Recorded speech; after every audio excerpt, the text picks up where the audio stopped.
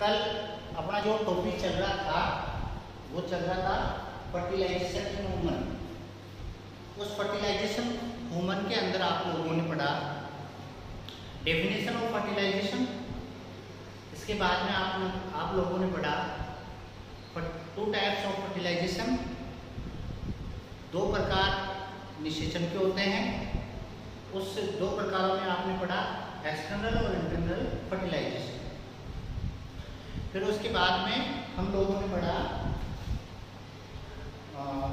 Fertilisation का जो process होता है, यानी कि स्टेप्स ऑफ फर्टिलाइजेशन। तो आज का अपना जो टॉपिक है वो स्टेप्स ऑफ फर्टिलाइजेशन है। उसमें हमने approach of sperm to ovum, यानी कि अंडाणु शुक्राणु का अंडाणु के पास पहुंचना, ये टॉपिक हम लोगों ने कल कंप्लीट कर दिया था।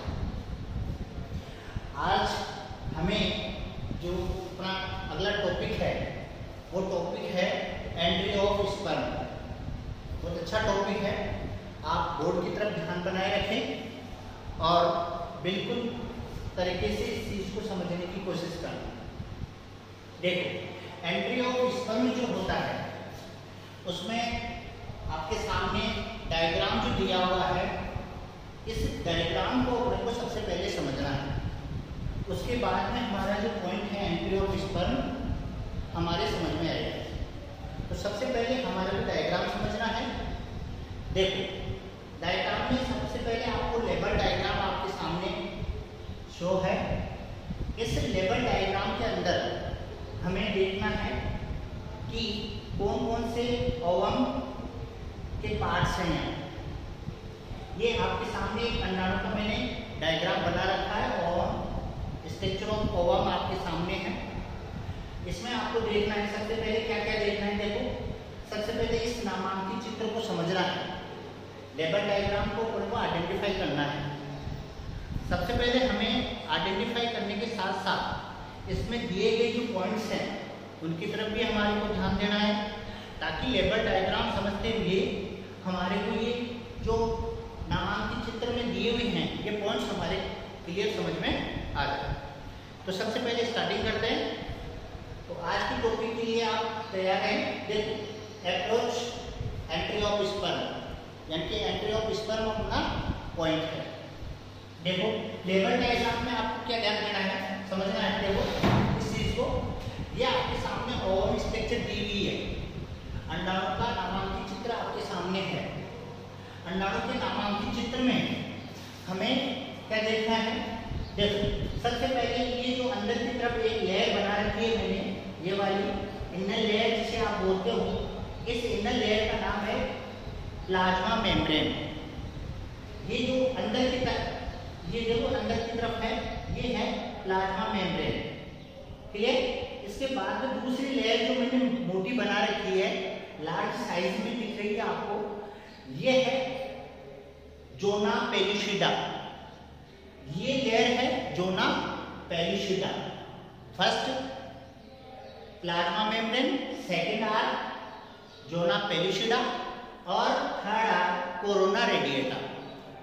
ये थ्री लेयर जो है ओवम के चारों तरफ है, यानी कि कवरिंग लेयर के नाम से हम इन्हें जानते हैं।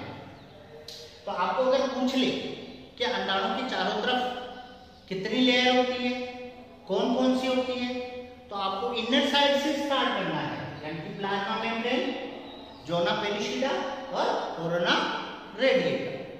ये अब इसमें अपने को ये कुछ स्ट्रक्चर मैंने बना रखी है, इनको बोलते हैं स्पर्म।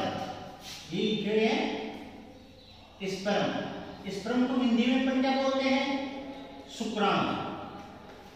स्पर्म है, ये स्पर्म जो है इस ओवम के चारों ओर है, यानी कि यहां पर ये एंट्री करने के लिए तैयार हो रहे हैं। पर मैंने आपको बताया था कि जो है मनुष्य जो होता है, ह्यूमन होता है, वो मोनोस्पर्मी होता है। मोनोस्पर्मी का मतलब होता है कि एक ओवम में, एक अंडाणु में एक ही स्पर्म की एंट्री होती है, एक ही शुक्राणु अंदर जाता है, अदर शुक्राणु नहीं जाते हैं। बिकॉज उसका रीजन क्या है, उसका रीजन ये है कि मनुष्य में फर्टिलाइजेशन के प्रोसेस में, ध्यान दें, मनुष्य में, ह्यूमन में फर्टिलाइजेशन के प्रोसेस में, यानी स्टेप ऑफ फर्टिलाइजेशन में एक कॉर्टिकल रिएक्शन, एक पॉइंट आता है, वो पॉइंट चलता है। इसकी केवल एक ही शुक्राणु अंडाणु में एंट्री करता है, अंदर जाता है, यानी कि प्रवेश करता है। अब हमें समझना है, देखो यहाँ मैंने एक स्पर्म बना रखा है, ये वाला, तो इंटरिंग स्पर्म इन ओवम, यानी कि एक शुक्राणु अंदर जा रहा है, तो इसे यही शुक्राणु एंट्री करेगा, ये शुक्राणु एंट्री करेगा। अब आपको पता होना चाहिए कि जो अंडाणु होता है, ओवम जो होता है, इसकी जो लेयर होती है, इस लेयर पर एक विशेष प्रकार का केमिकल सबस्ट्रेट होता है, उसका नाम होता है फर्टिलाइजिन। फर्टिलाइजिन इस अंडाणु के चारों तरफ जो लेयर होती है उसके ऊपर होता है, उसे बोलते हैं फर्टिलाइजिन। और जो शुक्राणु होता है, स्पर्म जो होता है, उसकी लेयर के ऊपर, यानी कि शुक्राणु के ऊपर होता है एंटी फर्टिलाइजिन। तो फर्टिलाइजिन और एंटी फर्टिलाइजिन रिएक्शन यहाँ पर होती है, जिसे आप अपने हिसाब से कह सकते हो। इस चीज को समझने के लिए हम क्या समझेंगे कि जैसे एक ताला जो होता है वो उसी की चाबी से खुल सकता है, ठीक है, उसी प्रकार एक जो अंडाणु होता है, ओवम जो होता है, वो उसी जाति के शुक्राणु से क्या होगा, मतलब एक ही अंडाणु होता है वो अपनी ही जाति के शुक्राणु से निषेचित होता है, यानी कि अपन ये कह सकते हैं कि वो एक ही जाति का शुक्राणु होना चाहिए। तो यहां पर आपको ध्यान देना यह है कि यहां पर एक ही शुक्राणु की एंट्री होगी, इसलिए मनुष्य ह्यूमन मोनोस्पर्मी होता है, ठीक है। अब यहां पर आपको ध्यान देना है कि यहां पर ये जो स्पर्म होता है, इसकी लेयर के चारों ओर केमिकल सबस्ट्रेट जो होता है, केमिकल सबस्ट्रेट जो होता है उसका नाम होता है एंटी फर्टिलाइजिन, और इस जो अंडाणु होता है उसकी लेयर के चारों ओर होता है फर्टिलाइजिन। तो फर्टिलाइजिन और एंटी फर्टिलाइजिन एक स्पेसिफिक जो होती है, स्पेसिफिक स्पीशीज जो होती है वो होता है, मतलब एक जाति का शुक्राणु उसी जाति के अंडाणु को निषेचित कर सकता है, यानी कि ये जाति विशेष होते हैं। अब हमारे को क्या ध्यान देना है कि फर्टिलाइजिन और एंटी फर्टिलाइजिन क्रिया होती है, और फर्टिलाइजिन और एंटी फर्टिलाइजिन के बाद में एक आपको यहाँ पर एक चीज और समझनी है। मैं आपको बता रहा हूँ एंटी और स्पर्म। जो स्पर्म होता है, ये जैसे मान लो स्पर्म है, इस स्पर्म के ऊपर शुक्राणु है, और इस शुक्राणु के अग्रभाग पर एपिकल पार्ट जो होता है, उस एपिकल पार्ट जो होता है वो बना होता है एक्रोसोम। ध्यान रखना, एक्रोसोम, एक्रोसोम यानी कि शुक्राणु का अग्रभाग जो होता है वो एक्रोसोम कहलाता है, और एक्रोसोम के अंदर स्पर्मीन, लाइसीन, ये विशेष प्रकार के एंजाइम्स पाए जाते हैं। ये एंजाइम, इसका एक पर्टिकुलर एक एंजाइम होता है जो ये जो ओवम है, अंडाणु है, इस अंडाणु के चारों तरफ की लेयर को डैमेज करेगा, डिजनरेट करेगा, नष्ट करेगा। उसका नाम है हाइल्यूरोनिडेज। हाइल्यूरोनिडेज, ध्यान रखना इस चीज का। हाइल्यूरोनिडेज जो होता है वो इस एक्रोसोम में पाया जाता है।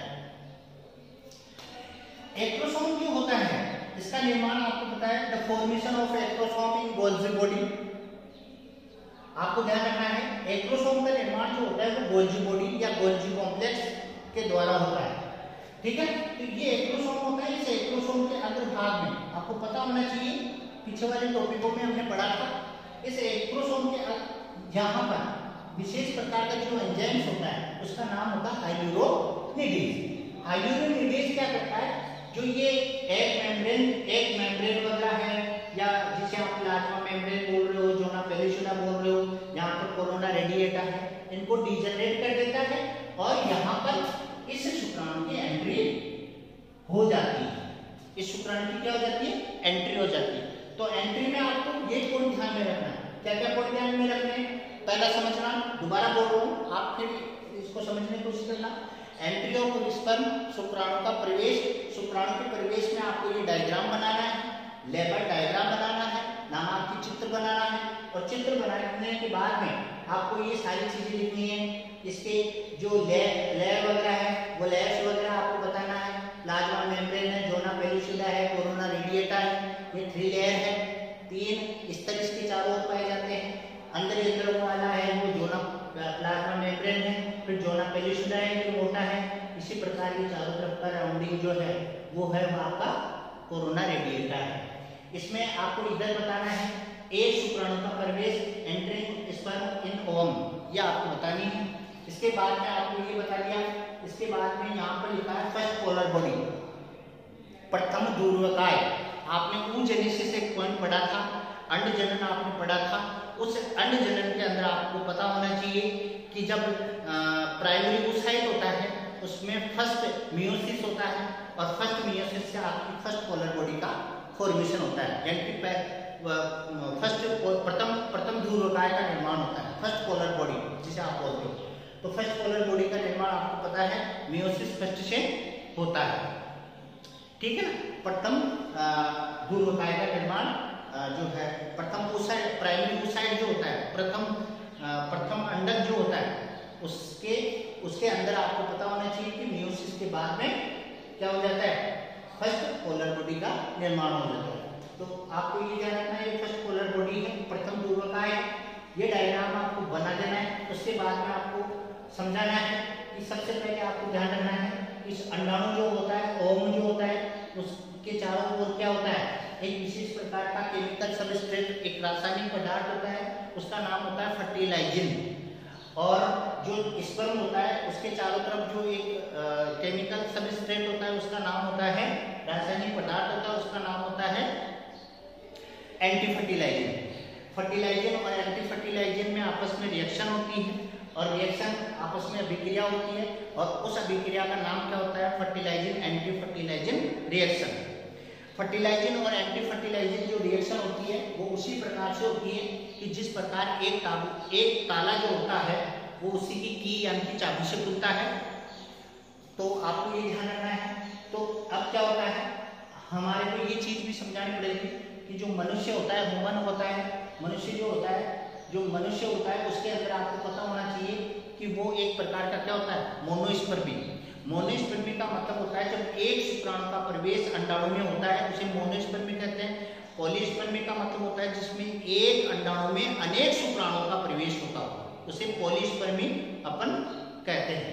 तो ये आपको ध्यान रखना है कि मनुष्य, अपन ह्यूमन चैप्टर पढ़ रहे हैं, ह्यूमन फर्टिलाइजेशन इन ह्यूमन पढ़ रहे हैं, तो यहाँ पर अपने को मनुष्य का ध्यान रखना है। तो यहाँ पर मोनोस्पर्मी आपको करवाना है। तो मोनोस्पर्मी में एक शुक्राणु अंदर प्रवेश कर जाता है, और अपना जो पॉइंट होता है, जैसे प्रवेश कर जाता है पॉइंट अपना चेंज हो गया, और पॉइंट अगला आ जाता है आपका कॉर्टिकल रिएक्शन, वल्कुटी अभिक्रिया।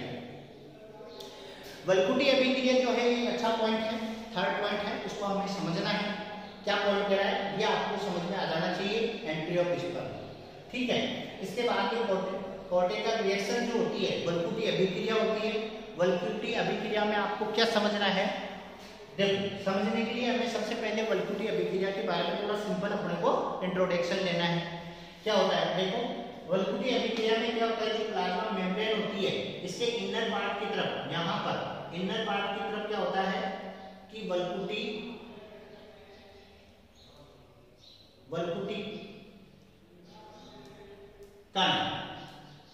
कण पाए जाते हैं, ग्रेनुलर्स जिसे अपन बोलते हैं, वल्कुटी ग्रेनुलर्स जिसे अपन बोलते हैं वो पाए जाते हैं। ये वल्कुटी ग्रेनुलर्स जो होते हैं, वल्कुटी कण जिसे आप बोलते हो, ये वल्कुटी कण क्या करते हैं, जैसे यहाँ पर इधर जो शुक्राणु को ये एक अपनी तरफ आकर्षित कर रहा था, शुक्राणु को अपनी तरफ आकर्षित कर रहा था, यानी कि उनको अडेप्ट कर रहा था, ग्रहण कर रहा था, उसे क्या करते हैं, यानी कि उन्हें सबसे पहले एक्सेप्ट कर रहे थे, और ओवम अपनी तरफ चारों तरफ उसे उन्हें खींच रहे थे, अब क्या करेगा, ये ओम क्या करेगा, इनको रिफ्लेक्स कर देगा, यानी कि जो एक शुक्राणु का प्रवेश हो गया, अब एक शुक्राणु का प्रवेश हो गया तो अदर शुक्राणु की एंट्री ना हो, इसलिए ये कॉर्टिकल रिएक्शन पॉइंट चलता है। तो कॉर्टिकल रिएक्शन में हमारे को क्या बताया है कि जो प्लाज्मा मेम्ब्रेन होती है उसके इनर पार्ट की तरफ वल्कुटी ग्रेनुलर यानी वल्कुटी कण पाए जाते हैं। ये कण क्या करते हैं कि इस ओवम को इस हिसाब से बना देते हैं, इस हिसाब से उसका एक मूवमेंट चेंजेस कर देते हैं कि वो जिस प्रकार शुक्राणु को अपनी तरफ आकर्षित कर रहा है तो उन्हें वो क्या कर देगा, प्रतिकर्षित करेगा। तो अदर शुक्राणु को वो प्रतिकर्षित करेगा जिससे और शुक्राणु का एंट्री इसके अंदर नहीं हो पाएगी। तो ये होता है आपका कॉर्टिकल रिएक्शन। अब कॉर्टिकल रिएक्शन होने के बाद में हमारे को क्या समझना है, हमारा जो फ्यूजन ऑफ प्रोन्यूक्ली बताया था मैंने आपको, फ्यूजन ऑफ प्रोन्यूक्ली में आपको सिंपल देखना है, सिंपल समझना है। प्रोन्यूक्ली में क्या होता है, देखो यहाँ पर प्रोन्यूक्ली, फ्यूजन ऑफ प्रोन्यूक्ली मैंने बताया था जैसे शुक्राणु की एंट्री हो जाती है, जैसे हम यहाँ पर एंट्री कर देते हैं शुक्राणु की, और एंट्री करने के पश्चात क्या होता है, जो स्पर्म जो होता है उसका जो न्यूक्लियस पार्ट होता है, न्यूक्लियस, ये जैसे शुक्राणु है और इसका जो न्यूक्लियस होता है, शुक्राणु का जो न्यूक्लियस होता है, समझना है हमारे को। फ्यूजन ऑफ प्रोन्यूक्ली में समझा रहा हूँ आप लोगों को, आपको बिल्कुल बोर्ड की तरफ ध्यान देना है, समझना है हमारे।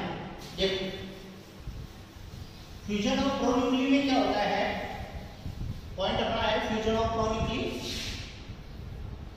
फ्यूजन ऑफ प्रोन्यूक्ली में क्या होता है, जैसे ये स्पर्म है, ये स्पर्म है, ठीक है, यानी कि अपन इसे बोलते हैं शुक्राणु, क्लियर, ध्यान दें, स्पर्म है। इसी प्रकार क्या हो गया, ओवम, ये ओवम अंडाणु है, क्लियर। अब क्या होता है, इसके अंदर ये न्यूक्लियस है,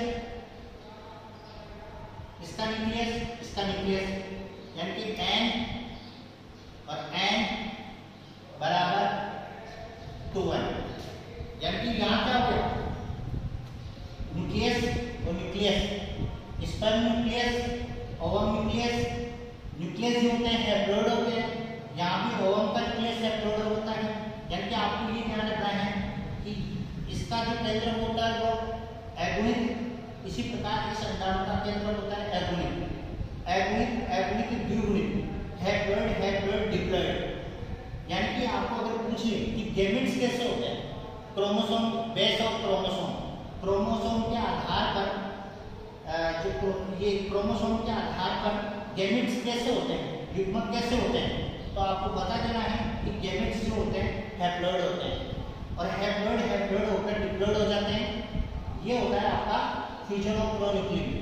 तो केंद्रकों का संलयन हो जाता है और N स्पर्म, इसी प्रकार N ओवम, इसी प्रकार 2N, यानी कि जाइगोट,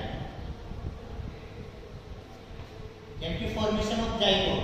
तो फॉर्मेशन ऑफ जाइगोट में आपको क्या रखना है, स्पर्म न्यूक्लियस N हैप्लोइड, इसी प्रकार ovum nucleus N haploid, haploid क्या हो गया, डिप्लॉइड, और डिप्लॉइड यानी कि जाइगोट। हमेशा फर्टिलाइजेशन के पंचभूत यानी कि रिजल्ट ऑफ फर्टिलाइजेशन क्या होता है, जाइगोट, और जाइगोट कैसा होता है, जाइगोट आर डिप्लॉइड। तो ये आपको ध्यान रखना है। तो कहने का मतलब क्या हो गया, ये अपना होता है point complete step of fertilization. आपको समझना है, हर चीज को समझते हुए बताना है, चारों पॉइंट आपको क्लियर होने चाहिए, अप्रोच स्पर्म। तो हम इसी प्रकार दूसरा आ गया आपका पॉइंट जो है एंट्री ऑफ स्पर्म, और तीसरा पॉइंट आ गया आपका कॉर्टिकल रिएक्शंस, और चौथा पॉइंट आ गया आपका फ्यूजन ऑफ प्रोन्यूक्ली। तो फ्यूजन ऑफ प्रोन्यूक्ली में आपको ये बता देना है, ठीक है। इस प्रकार अपना जो ये पॉइंट कंप्लीट हो जाता है। अब हमारे को क्या ध्यान देना है, अब अगला जो पॉइंट आता है कि जो फर्टिलाइजेशन होता है वो कंप्लीट होने के बाद अपना नेक्स्ट जो पॉइंट आता है, देखिए आगे जो पढ़ने जा रहे हैं वो चैप्टर, नेक्स्ट चैप्टर है, उसका नाम जो है वो है embryonic development in human. Lesson जो है वो है अपना 33वां जो लेसन है हमारा, उसका नाम आपको पता होना चाहिए, एम्ब्रियोनिक डेवलपमेंट इन ह्यूमन। ये हमारा का पॉइंट है। इसमें हमें क्या ध्यान देना है कि एम्ब्रियोनिक डेवलपमेंट होता क्या है। पहली चीज तो अपन एम्ब्रियोनिक डेवलपमेंट का इंट्रोडक्शन देखते हैं। एम्ब्रियोनिक डेवलपमेंट जो होता है वो होता है आपका आफ्टर जाइगोट, मतलब जब फर्टिलाइजेशन होता है और फर्टिलाइजेशन के बाद में जो जाइगोट बनता है, और जब जाइगोट बन जाता है यानी कि डिप्लॉयड, जाइगोट कैसा होता है, डिप्लॉयड। अब जब जाइगोट बन जाता है तो जाइगोट बनने के बाद में उसका डेवलपमेंट होता है यानी कि उसका विकास होता है। और लास्ट में जब विकास होता है तो चाइल्ड यानी कि बच्चे या एम्ब्रियो, चाइल्ड बच्चे का निर्माण हो जाता है, एम्ब्रियो डेवलपमेंट हो जाता है। अब हमारे को क्या ध्यान देना है कि सबसे पहले हमारे को ध्यान देना है कि एम्ब्रियोनिक डेवलपमेंट करना है, भ्रूण का विकास करना है। इस लेसन में हम एम्ब्रियो डेवलपमेंट पढ़ेंगे, भ्रूण का विकास कैसे होता है और भ्रूण बनने के बाद में चाइल्ड फॉर्मेशन कैसे होता है, यानी कि बच्चे का विकास कैसे होता है, ये सारा एम्ब्रियोनिक डेवलपमेंट में आता है। अब हमारे को क्या ध्यान देना है कि एम्ब्रियोनिक डेवलपमेंट जो है, उस एम्ब्रियोनिक डेवलपमेंट में अपन डेफिनेशन इसकी तरफ ध्यान दें तो डेफिनेशन आती है इसकी, embryonal development from cell division and cell differentiation in the zygote is called embryogenesis. ये अपना पॉइंट है। देखो हमें क्या देखना है, एम्ब्रियोनिक डेवलपमेंट यानी कि भ्रूण, एम्ब्रियो भ्रूण का विकास, मानव में भ्रूण का विकास। तो मानव में भ्रूण का विकास कैसे हो, इसकी डेफिनेशन क्या देखें, एम्ब्रियोजेनेसिस की डेफिनेशन क्या हुई, एम्ब्रियोजेनेसिस की डेफिनेशन हुई कि embryonal development from cell division and cell differentiation in the zygote is called of embryogenesis, यानी कि भ्रूण जनन। हिंदी में एम्ब्रियोजेनेसिस को बोलते हैं भ्रूण जनन। ध्यान देना, भ्रूण जनन, भ्रूण का विकास, भ्रूण का जनन, एम्ब्रियोजेनेसिस, ये पॉइंट सेम पॉइंट है, ठीक है ना।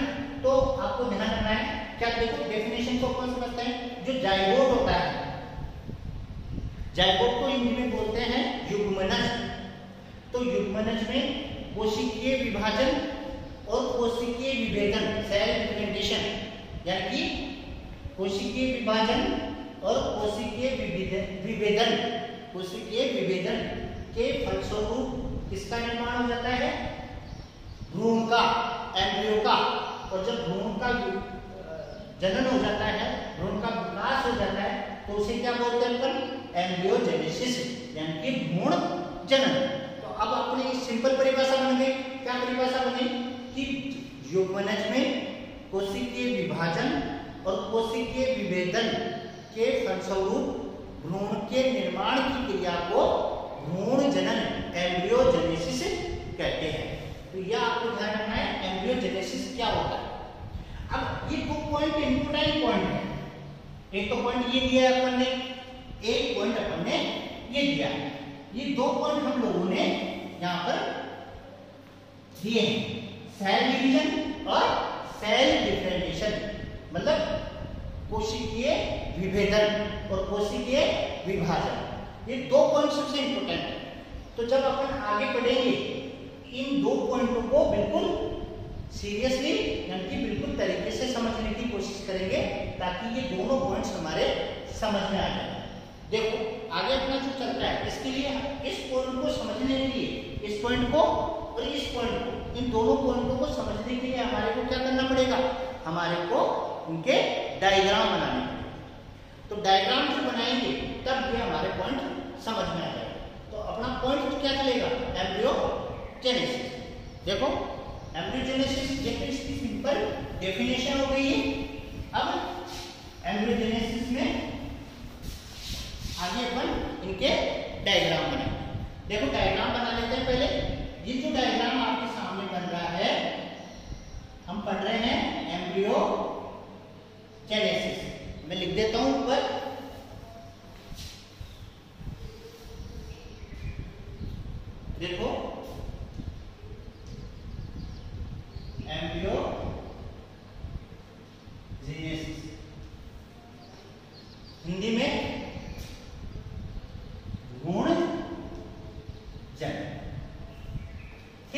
एम्ब्रियोजेनेसिस में हमारे को क्या देखना है? सबसे पहले हमारे को डायग्राम बनाना पड़ेगा। ये जो डायग्राम बना है वो आपका बना है जाइगोट। क्लियर? इसको हिंदी में बोलते हैं युग्मनज। ये जाइगोट है, युग्मनज है। ये क्या है? द्विगुणित, डिप्लॉइड। जाइगोट कैसा होता है? डिप्लॉइड, द्विगुणित। दूसरा डायग्राम बनाएंगे।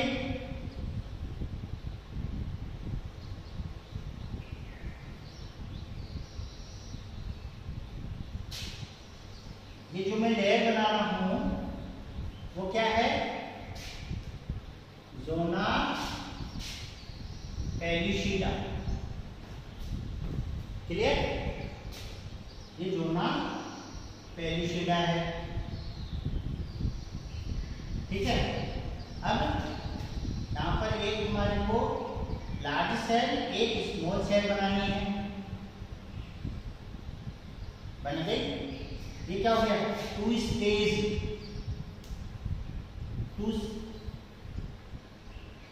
To cell stage. ठीक है? थर्ड डायग्राम बनाना है। ये थर्ड डायग्राम बन रहा है।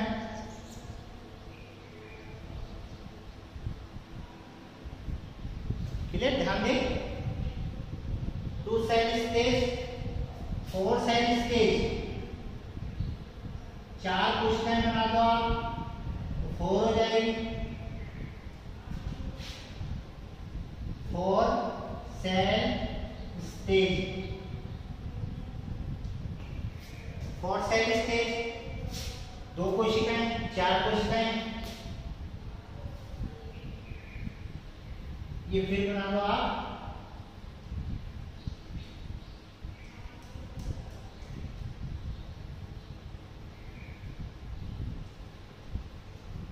ये आपने डायग्राम बनाया। फिर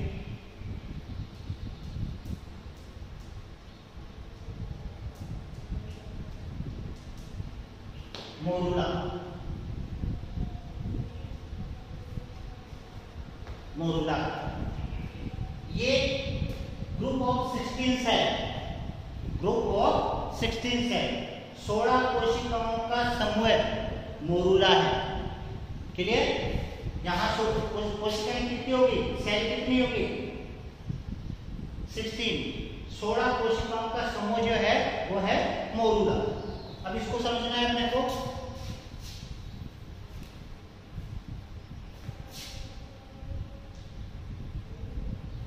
देखो, समझना है हमें। ये जाइगोट है, बिल्कुल बोर्ड की तरफ आप लोग ध्यान दें, आपको समझ में आएगा। बोर्ड की तरफ आप ध्यान दें। देखो, समझना है। ये क्या है? जाइगोट। जाइगोट के साइड डिप्लॉइड। ये क्या? ये कब बनता है? आफ्टर फर्टिलाइजेशन, निषेचन के बाद में। युग्मनज बना।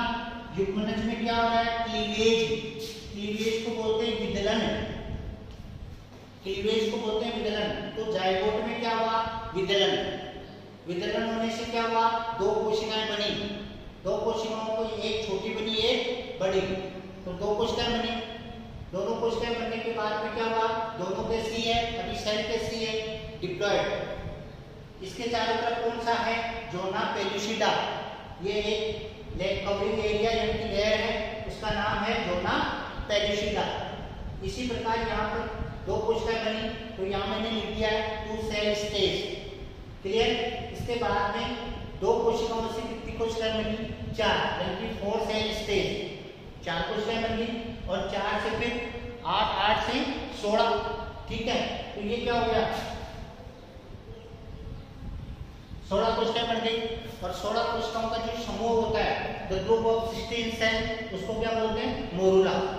तो यानी कि यहाँ तक का जो प्रोसेस अपना, यहाँ तक का जो प्रोसेस है, क्लीवेज, यहाँ 4 सेल स्टेज, ठीक है? तो ये होता है आपका क्लीवेज, विदलन।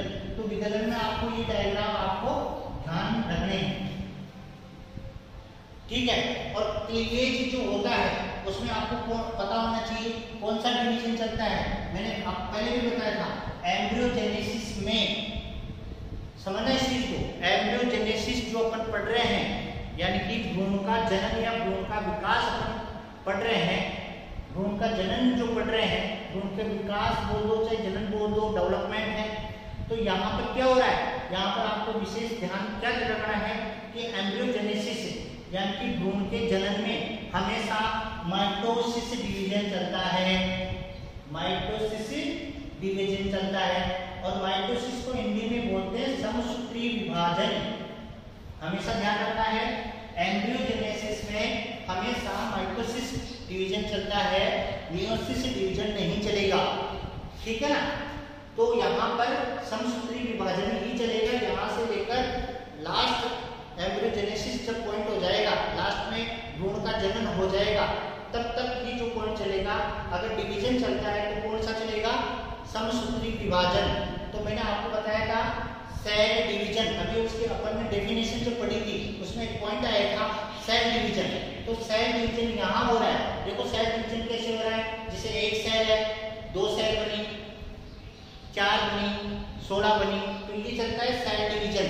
और यहाँ पर जो विभाजन हो रहा है यानी कि जो सेल डिवीजन हो रहा है वो सेल डिवीजन कौन सा है, माइटोसिस। तो माइटोसिस जो है यानी कि समसूत्री विभाजन होता है, ठीक है ना। तो एम्ब्रियोजेनेसिस में आपको ये विशेष ध्यान देना है यहाँ पर कि कौन सा डिवीजन होता है, तो हमेशा बताना समसूत्री विभाजन चलता है, ठीक है ना। तो ये जाइगोट है, 2 सेल स्टेज है, 4 सेल स्टेज है और मोरूला है। तो ये अपना जो है मोरूला वाला। इससे आगे अपन जब चलते हैं, देखिए आगे अपन ध्यान दें तो नेक्स्ट पॉइंट पे अपन ध्यान दे रहे थे, ये था अपना क्या चल रहा था, मोरूला, ये अपना पॉइंट चल रहा था। The group of 16 cells is called morula. ये मोरूला जो था ये 16 कोशिकाओं का समूह था और इसके चारों तरफ की जो लेयर थी उसका नाम था ज़ोना पेलुसिडा, क्लियर। अब इससे क्या बन रहा है, ब्लास्टोसिस्ट। मोरूला के बाद में क्या है, ब्लास्टोसिस्ट। और जब ब्लास्टोसिस्ट बनती है तो उस प्रोसेस को बोलते हैं अपन ब्लास्टुलेशन, ब्लास्टुला अवस्था, ब्लास्टुलेशन बोल दो, ब्लास्टुला भवन बोल दो, ब्लास्टुला भवन। तो यानी कि मोरूला से क्या बनेगा, ब्लास्टोसिस्ट। और जब ब्लास्टोसिस्ट बनता है तो उसे क्या बोलते हैं, ब्लास्टुलेशन यानी कि ब्लास्टुला भवन। और क्लीवेज से विदलन के परिणाम स्वरूप क्या बनता है, मोरूला, समझ रहे हो। तो उसे क्या बोलते हैं, मोरूलेशन। ध्यान देना है, सिर्फ पीछे वाले तरफ अपन ने जो डायग्राम बनाए थे, 4 डायग्राम बनाए थे, जाइगोट से लेकर मोरूला तक का डायग्राम अपन ने 4 डायग्राम बनाए थे। तो क्लीवेज से क्या बन रहा था, मोरूला। तो मोरूला के निर्माण की क्रिया को क्या बोलेंगे, formation of morula is called of morulation. यानी कि कहने का मतलब क्या हुआ कि विकलन के परिणाम स्वरूप क्या बन जाता है, मोरूला, तो उसे बोलते हैं अपन मोरूलेशन। अब मोरूलेशन में हमेशा ध्यान रखना, जाइगोट से स्टार्ट होकर मोरूला बनता है तो उसे क्या बोल देंगे, मोरूलेशन, ठीक है ना। मोरूलेशन यानी कि मोरूला, जब मोरूला बन जाता है तो मोरूला के बाद में क्या बनता है, ब्लास्टोसिस्ट।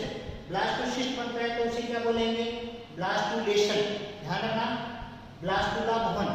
अब ब्लास्टुलेशन में होता क्या है, अब प्रोसेस अपन पढ़ेंगे भाई, इससे ये डायग्राम कैसे बना ये अपने को समझना है। पॉइंट अपना यही है कि इस डायग्राम से मोरूला से मोरूलेशन हुआ और मोरूला से क्या हुआ, ब्लास्टुलेशन हुआ और ब्लास्टुलेशन से क्या बना, ब्लास्टोसिस्ट यानी कि कोरक पुट्टी। इसे तो बोलते हैं अपन, ब्लास्टोसिस्ट को क्या बोलेंगे, कोरक पुट्टी, क्लियर। ये लिखा है ब्लास्टुलेशन, ब्लास्टुला भवन, हिंदी में क्या बोलेंगे इसे, ब्लास्टुला भवन। अब देखो इससे यानी कि मोरूला से ब्लास्टोसिस्ट कैसे बनी वो चीज अपन समझने जा रहे हैं। तो यहाँ पर देखो सबसे पहले क्या होता है, ज़ोना पेलुसिडा की कौन सी लेयर है, ज़ोना पेलुसिडा। जब यूट्रस के अंदर फर्टिलाइज जो ओवम होता है वो जैसे एंट्री करता है उसके यूट्रस में, उससे पहले क्या होता है, ज़ोना पेलुसिडा जो होता है वो डिजनरेट हो जाती है यानी कि वो नष्ट होने लग जाती है। और जब नष्ट हो जाती है तो ये क्या हो गया, देखो यहाँ से ये जैसे अगर जोना पेरियोसिटा नष्ट हो जाती है तो जोना पेरियोसिटा नष्ट होने के बाद में क्या आ गया, मोरुला के आउटर सेल, ये मोरुला की क्या है, आउटर सेल। तो ये जितनी भी बाहरी कोशिकाएं होती है, केवल बाहरी, ध्यान रखना, आउटर सेल, वो आउटर सेल क्या होती है, फ्लैटलेट हो जाती है, चपटी हो जाती है, और चपटी होने के पश्चात क्या बन जाता है, ट्रोफोब्लास्ट बन जाती है। ट्रोफोब्लास्ट जो होती है, ट्रोफोब्लास्ट जो होती है वो ट्रोफोब्लास्ट क्या होती है, इसको हिंदी में बोलते हैं कोष कोरक। ट्रोफोब्लास्ट को क्या बोलेंगे, कोष कोरक। तो ये कोष कोरक जो बन रहा है, ये कोष कोरक बन रहा है, वो किससे बना, आपको पता होना चाहिए, मोरुला के आउटर सेल से। मोरुला की बाहरी कोशिकाएं चपटी होकर क्या बना लेती है, कोष कोरक, ठीक है, ये कोष कोरक बन जाता है। अब ये जो अंदर वाली साइड बच गई, और जिसकी अंदर वाली बच गई, वो क्या करती है, एक ग्रुप में यहाँ पर इकट्ठी हो जाती है, ग्रुप बन गए यहाँ पर। इस ग्रुप, ये पूरी सेल्स का, कौन सी सेल्स, जो इनर साइड की, आउटर से तो क्या बन गया, कोष कोरक, और जो इनर साइड में सेल्स है वो क्या बना लेती है, यहाँ पर एक जगह समूह में इकट्ठी हो जाती है। उस समूह को अपन क्या बोलते हैं, इनर सेल मॉस, अंतःकोशिकीय समूह। ध्यान रखना, अंतःकोशिकीय समूह का मतलब होता है इनर सेल मॉस। और इनर सेल मॉस कौन सी होती है, जो मोरुला की इनर साइड में होती है, इनर साइड में है तो inner cell mass. Outer side से बनी है उसका नाम है ट्रोफोब्लास्ट। ट्रोफोब्लास्ट हो गया, कोष कोरक हो गया। अब हमें ध्यान देना है चित्र की तरफ, यहाँ पर लिखा है एनिमल पोल, इसी प्रकार यहाँ वेजिटल पोल, यानी इसका मतलब क्या हो गया, ये तो हो गया सक्रिय ध्रुव है, सक्रिय ध्रुव है, और इसी प्रकार यहाँ हो गया अक्रिय ध्रुव है, अक्रिय ध्रुव है, वेजिटल पोल, ठीक है। तो यहाँ पर सक्रिय ध्रुव है, इधर है, सक्रिय क्यों बोलेंगे, क्योंकि यहाँ से प्लेसेंटा और प्लेसेंटा से यूट्रस का जो एंडोमेट्रियम लेयर होता है, गर्भाशय का जो अंतःस्त्र होता है, एंडोमेट्रियम जो लेयर होती है वो कनेक्ट होती है। तो यहाँ पर क्या होती है, ये कोरक कुटी जो होती है, ब्लास्टोसिस्ट, ये हमेशा यहाँ से एंडोमेट्रियम से कनेक्ट होती है बाय द प्लेसेंटा के द्वारा। तो यहाँ रीजन क्या हुआ, इसलिए अपन इसको सक्रिय बोल रहे हैं। एनिमल पोल का मतलब क्या होता है, सक्रिय। सक्रिय क्यों बोलेंगे, सक्रिय, इसको तो सक्रिय ध्रुव बोलेंगे। और इसके अपोजिट साइड में क्या बन रहा है, वेजिटल पोल, यानी अक्रिय, यानी इसको सक्रिय इसलिए बोलते हैं, उसका रीजन ये है कि यहाँ से प्लेसेंटा के द्वारा यूट्रस की एंडोमेट्रियम कनेक्ट होती है, इसलिए इसे अपन बोलेंगे सक्रिय ध्रुव, ठीक है। इसे अक्रिय ध्रुव बोल रहे, यानी ये इधर से किसी से भी कनेक्ट नहीं होती है। दूसरी चीज यहाँ पे क्या होता है, इनर सेल मॉस, अंतःकोशिकीय समूह है, तो भी ये एक्टिव है, इधर कुछ नहीं है तो ये नॉन एक्टिव या वेजिटल पोल, ठीक है। तो ये आपका, ये जैसे ये पूरा बन जाता है, डायग्राम बन जाता है, तो उसे क्या बोलते हैं अपन, ब्लास्टोसिस्ट। तो आज का जो अपना टॉपिक था वो यही था कि एम्ब्रियोनिक डेवलपमेंट इन ह्यूमन, और एम्ब्रियोनिक डेवलपमेंट ह्यूमन में अपन ने क्या पॉइंट्स पढ़े। पहला पॉइंट पढ़ा आपने जाइगोट, जाइगोट से आपने बनाया 2 सेल स्टेज, 2 सेल स्टेज से आपने क्या बनाया, 4 सेल स्टेज, 4 सेल से बनाया आपने मोरुला, ठीक है। तो क्लीवेज, क्लीवेज के बाद, क्लीवेज से क्या हुआ, मोरुलेशन, यानी कि मोरुला बनी, यानी कि 16 कोशिकाओं का समूह बना। और 16 कोशिकाओं का समूह बनने के बाद में क्या बनाया आपने, क्या बनाया, ब्लास्टुलेशन, यानी कि ब्लास्टुलेशन हुआ। और ब्लास्टुलेशन का रिजल्ट क्या है, ब्लास्टोसिस्ट, यानी कि मोरुला से ब्लास्टोसिस्ट का निर्माण होता है, तो उसे क्या बोलेंगे, ब्लास्टुलेशन। ब्लास्टुलेशन को आप ध्यान रखना, मोरुला से ब्लास्ट कोरक कुटी, मोरुला से ब्लास्टोसिस्ट या कोरक कुटी के निर्माण की क्रिया को अपन क्या बोलते हैं, ब्लास्टुलेशन। तो ये ब्लास्टुलेशन के 2 आपके डायग्राम हो गए, ये कोरक कुटी अपन ने बना दी है। और आज के लिए इतना ही है, कल अपना आगे का इससे आगे वाले जो पॉइंट चलेंगे, आज के लिए आपको इतना ही पढ़ाया जाएगा। आप इन पॉइंट्स को बिल्कुल ध्यान पर पढ़े, तरीके से आप पढ़े और इनको समझने की कोशिश करें। आज के लिए इतना ही। जय श्री कृष्णा।